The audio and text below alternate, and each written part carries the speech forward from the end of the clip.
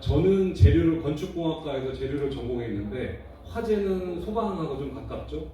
그리고 또 재료를 전공했는데 재료 쪽에서는 수명 얘기를 좀 많이 하는 편입니다. 건물이 지어지고 나서.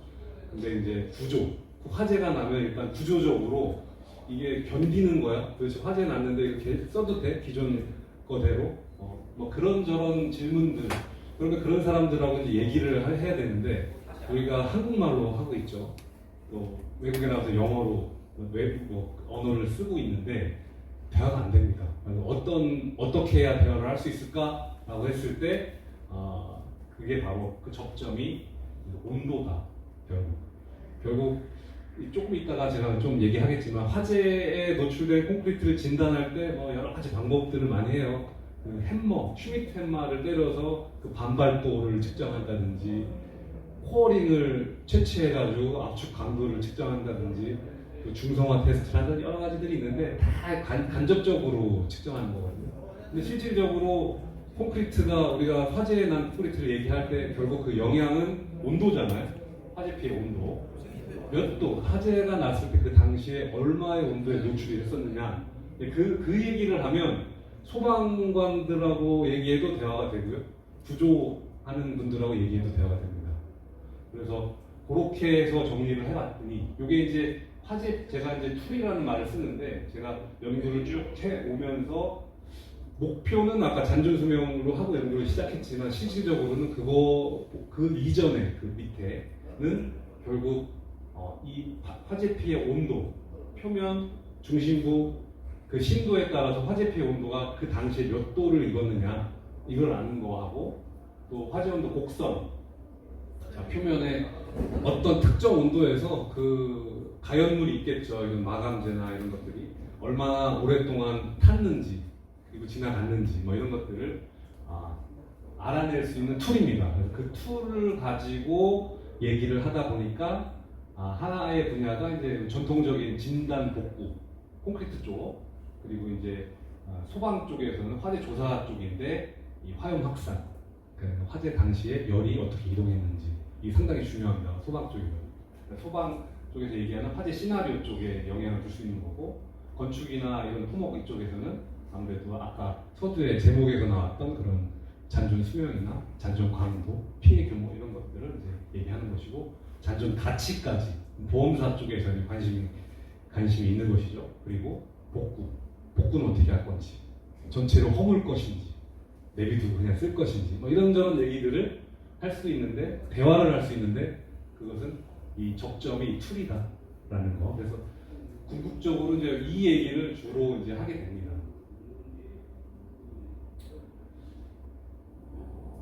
그래서 특허를 지금까지 이제 처음에 이제 냈던 게 지금 제목에 있었던 오늘 발표 제목에 있었던 내용이고요. 그 이후에 이제 여러 연구를 하면서 다양한 특허들을 냈고 그 특허들을 이제 해외에도 덴마크, 노르웨이, 영국, 및 중국에 갖다 되게 오래 걸립니다. 15년도에 특허를 국내에 등록했는데 마지막으로 이제 특허 등록된 게 21년, 그러니까 거의 뭐 6, 7년 가량을 이제 걸려서 이제 해외 특허 등록을 마무리했고 이제 처음에는 이제 화재 쪽으로 이제 진행을 했는데 이렇게 여기서 이제 분석하는 그 시스템을 일반 콘크리트죠, 일반 노후화된 콘크리트 쪽에도 적용할 수 있다 해서 그것을 이제 특허 등록을 했고 그것도 이제 유럽으로 특허 출원을 올해 했습니다. 진행했습니다. 그래서 그렇다면 지금 계속 이런 얘기를 하고 있는데 그럼 기존의 기존에는 그럼 어떻게 하느냐? 그러면 화재에 특화된 거는 없어요. 별로. 다 보통 노후화 건물 진단할 때 쓰던 방식들을 그냥 차용해서 쓰는 거. 육안으로 본다든지 중성화. 이게 노후화 정도를 보는 것이거든요.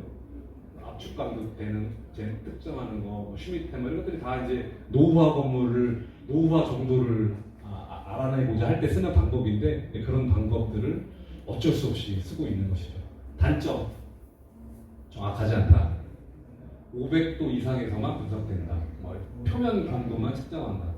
화재가 난 경우에 이제 슈미트 햄머를 제일 많이 씁니다. 유럽이나 이런 데서는. 근데 화재 난 건물을 슈미트 햄머해서 반발도를 측정해 보면 경우에 따라서는 강도가 더 높게 나와요. 수분이 쫙 빠지니까 오히려 공격이 줄면서 표면 경도는 오히려 더 세게 나오고, 기타 이런 실험들이 이제 뭐 2차 피해, 뭐 코어링을 한다든지 뭐 제야 시험을 한다든지 이런 것들은 엄청 이미 연약해진 구조물을 한 번 더 충격을 가하는 그런 문제점들이 있고, 일부 뭐 이런 방법들이 있는데 실질적으로 이게 현장에서 실질적으로 재현된 사례가 많이 없다. 문헌에서만 존재하는 거예요. 그래서 이런 것들과는 다른 관점에서 접근한 게 이제 앞서 제가 좀 설명드렸던 부분입니다. 여기에서도 실질적으로 화재 피해 온도를 정확하게 예측하는 거라든지 화염의 확산을 이렇게 재현한다든지 그런 것들은 없죠. 외국도 마찬가지입니다. 저희와 같은 기관들이 외국에 많이 있습니다. 우리가 이제 파이어 포럼이라고 해서 1년에 한 번씩 모여서 이제 우리가 회의도 하고 하는데, 그 중에서 연구 분야에서 그래도 지금은 라이즈로 바뀌었는데 스웨덴 SP에서 이쪽 연구를 상당히 많이 좀 했거든요. 그래서 거기에서 나온 보고서들을 봐도 햄머나 드릴링, 풀아웃 테스트, 초음파, 윈저프루 뭐 이런 방법들을 쓰고 있는데 다 정확하지 않다라는 말들을 아울러 하고 있습니다. 간접적으로 측정하는 방법. 어디서도 화재 피해 온도를 직접 예측하는 것은 역시 다른 세계 기술에서도 그런 것들을 볼 수 없었다. 그러다 보니까 기술은 뭐 잘 모르겠어요. 근데 일반인들이 볼 때 자 어떻게 분석한 거야? 우리 집 화재 났는데 우리 제대로 진단하고 복구가 된 거야?라고 이제 질문을 하게 되는 것이죠. 그래서 그런 것들이 많이 좀 이슈가 됩니다. 이렇게 입주 예정자들이라든지 뭐 그런 거 관련해서 잘 밝혀지지 않는 거죠. 투명하게. 그러다 보니까 재판도 가고 뭐 여러 이런 뭐 있습니다. 이렇게. 특히 코어링 채취하는 거는 화재 피해가 심각하게 일어나는 데는 샘플 채취가 안 돼요. 보통 100mm by 200mm 코어링을 하는데 화재 피해가 심하면 안 되니까 화재 피해 있지 않은 데서 시료를 채취한다든지, 뭐 의혹들이 많이 이제 있는 것이죠. 그래서 이거는 다 아까 서두에 말씀드렸듯이 그런 노후화 건물을 진단할 때 쓰는 방법들이기 때문에 아직 좀 부족한 것들이다. 그러면 고온에 노출된 콘크리트는 일반 노후화 콘크리트와 어떻게 다르냐? 두 가지 얘기하는데, 열전도 때문에 표면은 1000도인데 이 안에는 한 30도 뭐 이런 엄청난 열 차이가 느껴져요. 겉은 팽창하는데 안에는 그대로. 그러다 보니까 균열이 전방위적으로 가는 것이죠. 집중해서 가는 게 아니라. 그리고 골재는 화재가 나면 팽창합니다. 시멘트 매트릭스는 수축해요. 그래서 시멘트와 콘크리트는 시멘트와 골재와 시멘트 매트릭스죠. 그러니까 시멘트, 자갈 이런 것들이 들어가 있는데 그런 구성 재료에서의 그 계면에서 균열이 많이 가고, 특히 화학적인 2차 팽창, 화재가 나면 열이 분해가 됩니다. 열분해에 의해서 그 강도를 내는 지금 우리 구조물의 강도를 내는 그 겔이라고 있어요. 그 겔이 다 분해가 일어나면서 물 다 날아가고 그런데 그게 화재가 끝나고 나면 재반응하거든요. 자연 상태에서. 그러다 보니까 이게 결합 반응이 일어나는데 결합하면서 팽창하는, 그 결합 반응이 팽창 반응을 일으키니까 시간이 지나면서 균열이 가는. 그래서 아까 서두에 9.11 테러 말씀드렸죠. 9.11 테러에 의해서 엄청난 그 충격을 먹고 연구자들이 연구를 했는데 유로 코드에 이제 나오는 겁니다. 온도에 따라서 온도가 증가할수록 상온에서 200도, 400도, 1000도 증가할수록 강도가 떨어진다. 한 600도 가면 한 반 정도 강도가 떨어진다. 뭐 이런 게 어떻게 보면 결론이라고 할 수 있을 것 같아요. 근데 이런 결과물들이 화재 현장에는 못 들어오는 거죠. 왜? 화재 현장에는 화재 피해 온도를 알 수 없잖아요. 화재 피해 온도를 모르니까 이런 결과들이 실험실에서는 뭐 구현할 수 있지만 실제 현장에 가서 우리가 이런저런 얘기를 못하는 거예요. 그래서 과제를 14년도에 시작을 해가지고 20년도에 과제를 마무리했고, 거기에서 이제 기술 구현과 검증을 했습니다. 해외 기관하고는 이제 과제 시작할 때부터 사실 가장 제가 이제 중요하게 생각했던 것이 방향이거든요. 이게 화재 피해를 진단하는 게 뭐 아까 얘기했던 슈미텐마도 있고 초음파도 있고 여러 가지가 있는데 나는 어떻게 진행해야 되느냐 이런 것들을 상당히 많이 이제 주변과 제 전공이니까 제 주변에 계신 전문가들하고 많이 얘기를 하고 또 이 화재 쪽에서 또 되게 한 100년 정도 노하우를 갖고 있는 유럽의 그 권위 기관이 있어요. 그 기관하고 15년부터 오랫동안 저희가 협력 연구를 했습니다. MOU도 맺었고 저희가 대통령 전 황교안 전 총리 덴마크 수상 있는 자리에서 MOU도 맺고 또 과제도 한 2건 정도 공동 연구도 했고 그러면서 되게 방향을 좀 잡았고 자, 기술이 이제 만들어지면 우리가 쓰겠다 이렇게 해가지고 우리가 그쪽으로 연구를 진행을 해서 마무리를 줬습니다. 그래서 간단하게 이게 이제 어떻게 보면 컨셉인데요. 처음 연구가 이제 만들어질 때 컨셉은 온도에 따라서 수화물, 이렇게 콘크리트가 이제 석회암에서 나온 거거든요. 석회암을 1400도로 가열해서 그 가열되어서 나온 게 이제 시멘트예요. 단순하게 얘기하면 석회암을 가열해서 나온 게 시멘트다. 시멘트에 물을 넣으니까 결합하는 거거든요. 근데 이것이 화재가 나니까 분해가 일어나는 거예요. 근데 그게 몇 도에서 어떤 분해가 탁 일어나는 게 아니라 서서히 그 온도에 따라서 일어나는데 그거에 대한 이해를 하는 게 첫 번째. 엄청난 실험을 많이 했습니다. 그 이해와 그럼 현장에 있는 샘플은 다르죠. 내가 표준 조건에서 한 거와 현장은 다르죠. 그래서 일단 그 메커니즘을 이해하고 현장에 있는 데이터와 나와는 내가 갖고 있는 데이터와는 어떤 관계가 있는지를 머신러닝하고 프로파일링 알고리즘을 써서 궁극적으로 우리가 원하는 결과물을 내는 것입니다.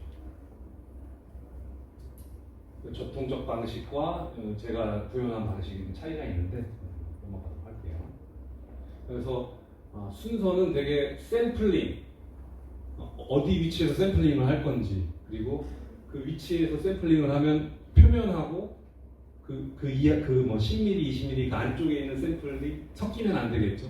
그런 이제 노하우가 있습니다. 샘플링하는 방법 그리고 이제 실험할 때 화학 분석 장비는 전 세계에 있죠. XRD, XRF, FTIR, TGA, NMR 장비들이 여러 있는데 그 장비의 셋업을 어떻게 해서 결과가 나오면 그 결과를 어떻게 해석할 것인지에 대한 디자인 그리고 노하우 그리고 아까 얘기했던 딥러닝 알고리즘하고 프로파일링 알고리즘 마커를 찾는 것이죠. 분석해가지고 마커를 찾아서 그 마커와 데이터를 비교해서 결과물을 도출하는 그런 프로세스를 겪어서 결과물을 도출합니다. 그래서 이런 해외에서 이런 홍보도 했었고 특히 이제 콘크리트 학회, 호주 콘크리트 학회에서 이 결과물이 이렇게 거기 학회의 게시판에 올라오고 저도 상당히 깜짝 놀랐거든요. 그런 것들이 이제 제가 개인적으로 좀 의미 있었던 결과였다 이렇게 자평하고 있습니다. 그래서 실질적으로 이제 이 기술이 어떻게 구현되는지를 이제 보여줄 건데. 목업 테스트입니다. 2m 정도의 그 가로 세로 모서리가 있는 벽체를 1MW 정도로 한 3시간 정도 가열을 합니다. 그 다음에 센서를 뒤에 묻었어요. 뒤에 깊이별로 묻어서 센서에 의한 거와 그리고 실질적으로 샘플링 해가지고 분석한 결과를 비교해서 결과를 그 정확도를 보는 것인데 여기 있는 이 시뮬레이션은 이제 표면이고 그리고 이것은 이제 깊이별로 그리고 모서리 부분의 이제 깊이별 시간에 따라서 어떻게 화염이 열이 이동했는지 보여주는 것인데 이게 이제 그냥 그 보통 전통적 방식의 해석이 아니라 온도 센서나 그런 거 없이 단순 그 샘플링만 해가지고 재현을 한 것입니다. 거기에서 이제 의미가 있다 이렇게 좀 말씀드리고 싶고요. 그거 영상을 좀 잠깐 볼게요. 여기가 저희 화재안전 연구소입니다. 화재안전 건설기술연구원이 이제 본원이 일산에 있고요. 이 화재 쪽은 민원이 하도 많이 있어가지고 2005년도에 화성으로 저희가 이전했어요. 이전하면서 실대형 시험실도 짓고 어마어마하게 많은 장비들을 구축해놓고 연구를 하고 있습니다.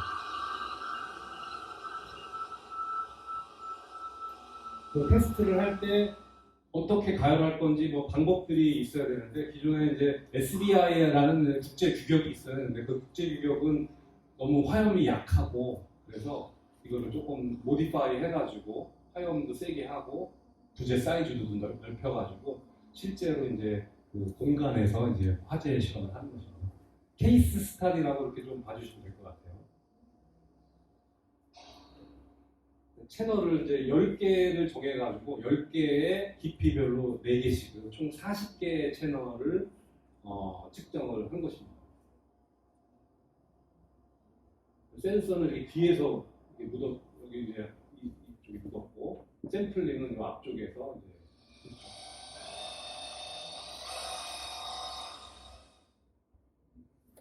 이렇게 해서, 그래서 키트를 가지고 샘플링하고 샘플 분석, F2IS는 화학 분석실에서 분석을 하고, 그리고 그 프로세스에 따라서 이제 2개가 지나가고, 그다음에 케미칼 프로파일링, 딥러닝, 이거는 이제 이 2개는 이제 웹 조건에서 구현을 합니다. 그래서 글씨가 잘 안 보이는데 일단 뭐 데모 버전이에요. 그래서 위치와 어디에서 샘플링을 한 건지 뭐 그런 것들을 적고, 그런 것들을 이제 클릭해서 데이터를 넣고, 그리고 뭐 화학 분석을 합니다. 장비를 여러 개 쓰는데 경우에 따라서 뭐 하나를 쓸 수도 있고 2개 이상의 장비를 쓰기도 하는데, 그런 장비를 넣어서 결과물을 넣으면 CPA 분석, 프로파일링 분석과 딥러닝 분석 해가지고 최종적으로 도출된 결과는 그 샘플링한 위치의 화재 피해 온도와 그 샘플링은 대략 4개 정도를 한 위치에서 하거든요. 그때 표면의 온도 곡선을 도출합니다.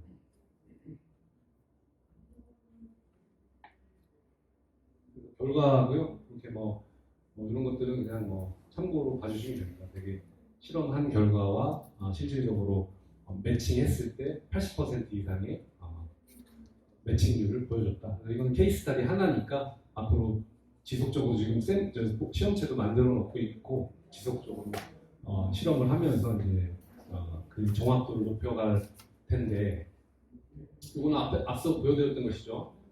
그래서 보수보강 시장이 대개 한 이 정도 규모, 4천억 정도. 이거는 이제 뭐 용역을 줘가지고 저희가 컨설팅을 막 받은 거고, 또 해외 사례 같은 경우는 공동 연구를 하면서 그네들은 사실 화재가 나면 건축주가 그 손해 사정을 할 때 참여를 해요. 그러니까 여러분 건물이 화재가 나면 보험사가 와서 그냥 대충 그냥 다 알아서 합니다. 근데 그게 다 알아서 한다기보다는 여러분의 목소리가 들어가지 않는 거예요. 여러분 차 사고 나면 여러분들의 목소리가 강하게 들어가죠. 사고 나거나 그럴 때. 근데 건물이 화재 피해 났을 때는 건축주의 그 입김이 전혀 반영되지 않는 게 이제 우리나라고, 이제 유럽 같은 그 해외에서는 건축주의 입김이 들어갑니다. 그래서 나 이 건물 다시 짓고 싶어 그러면 다 그렇지 않은 이유를 그 진단 업체에서 얘기를 해야 돼요. 그때 이제 그 기술, 이 어드밴스된 기술들이 필요한 거죠. 그런 기술들을 개발하면 진단 비용을, 건축을 다시 짓는 재건축 비용이 되게 100밀리언 정도 된다고 하거든요. 10%의 10밀리언 유로를 진단비로 내겠다, 이렇게 얘기가 된 상황입니다. 그래서 한 100억 정도. 여기는 이제 되게 그 코단이라는 보험사에 대한 그 인터뷰 내용이고요. 그래서 거기서 얘기하기는 유로 10밀리언이니까 130억 정도 자기들이 지출할 의사가 있다, 이렇게 얘기를 하고 있습니다. 그래서 여기서 나온 결과가 보통 아까 F2IS라고 했는데, 이거를 이제 F가 화재거든요. 화재를 빼면 FIS, 그래서 포렌직이에요. 그래서 소위 이제 샘플링해서 샘플링 안에 모든 정보들이 있으니까 그 샘플링 가지고 범인 잡듯이 우리가 이제 알아내는 것인데, 그렇게 해서 하나의 예가 이제 화재고, 나머지 일반 건물에도 사실 우리 콘크리트가 수명 얘기를 많이 하잖아요. 열화 이런 얘기하면 다 화학적인 변화입니다. 콘크리트 수명이 뭐 100년 간다 했을 때 우리가 깊이별로 그 테스트를 해보면 수명이 점점 줄어드는 것을 이제 우리가 알아낼 수 있는데 그런 것들이 다 이 화학 변화가 얼마만큼 진행이 됐느냐 잔존 화학량을 보면 되는 거예요. 그것이 이제 강도도 마찬가지, 수명 마찬가지, 그리고 바닷가에 있는 그 구조물들, 염해에 의해서도 피해가 많이 일어나고 기타 황산이나 뭐 기타 피해들을 동일한 방법을 써서 그걸 구현할 수 있다. 그래서 이제 그 화재뿐만 아니라 이제 일반 구조물에도 진단이 가능하다. 것까지 이제 가능성을 보고 이게 이제 지금 유럽 거출을 한 기술 내용입니다.